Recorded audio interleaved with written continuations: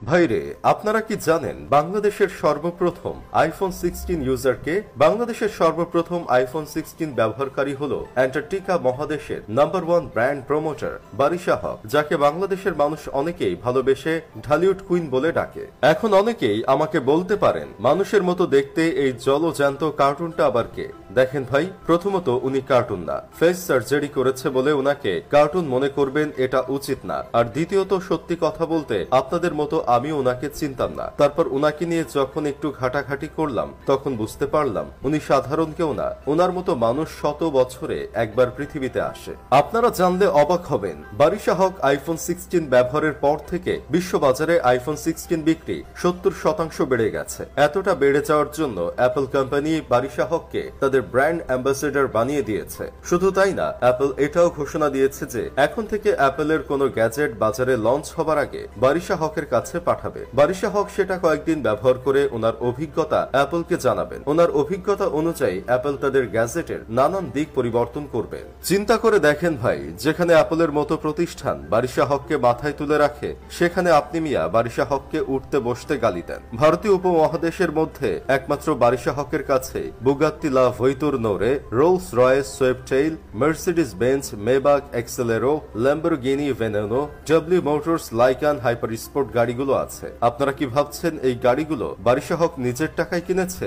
না রে ভাই, বারিশা হক নিজে কিছু কিনেনি, উনি সবকিছু গিফট পান। এই দামি দামি কোম্পানির গাড়িগুলো সব বারিশা হক গিফট পেয়েছেন। কোম্পানি খুব ভালো করে জানে এই সব গাড়িগুলোর পাশে দাঁড়িয়ে বারিশা হক একটা ছবি তুলে ফেসবুকে পোস্ট করলেই তাদের বিক্রি 80 থেকে 90% বেড়ে যাবে। আপনারা তো সবাই বলিউড নায়িকা কারিনা কাপুরকে চিনেন, তাই না? অথচ আপনারা কি এটা জানেন কারিনা কাপুর যে বারিশা হকের পোশাক থেকে শুরু করে ছবি তোলার পোজগুলো পর্যন্ত কপি করে? বারিশা হক যে স্টাইলে ছবি তুলে ফেসবুকে আপলোড করে, কারিনা কাপুরও সেই স্টাইলে ছবি তুলে আপলোড করে। এই ছবিগুলোই তার বাস্তব প্রমাণ।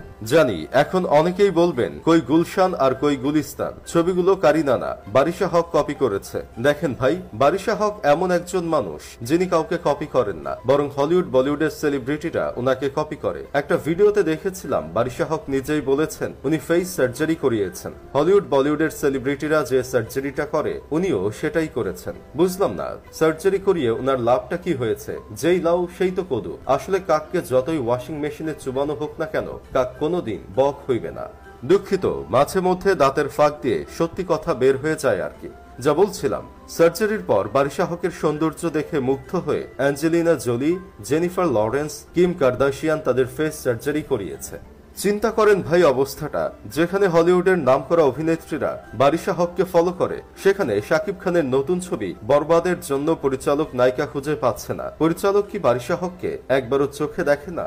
আমার বন্ধু কেরামত তো বারিশা হককে দেখার পর একদম ফিদা হয়ে গেছে। সে তো তার নতুন কোম্পানির ব্র্যান্ড অ্যাম্বাসেডর বানাতে চায় বারিশা হককে। আপনাদের বলে রাখা ভালো, কেরামত নতুন একটা বদনার কোম্পানি খুলেছে। টাকা যতই লাগুক, সে ঢালিউড কুইন বারিশা হককে দিয়ে বদনা বিক্রির একটা লাইভ ভিডিও করাতে চায়। যাই হোক, শেষমেশ একটা কাজের কথা কই, বারিশা হককে নিয়ে কেউ ট্রল করলেই উনি নাকি মামলা করে দেন। তাই উনাকে নিয়ে আমি কোনো ট্রল করি নাই, বরং উনাকে প্রশংসার সাগরে ভাসিয়ে দিয়েছি। ট্রল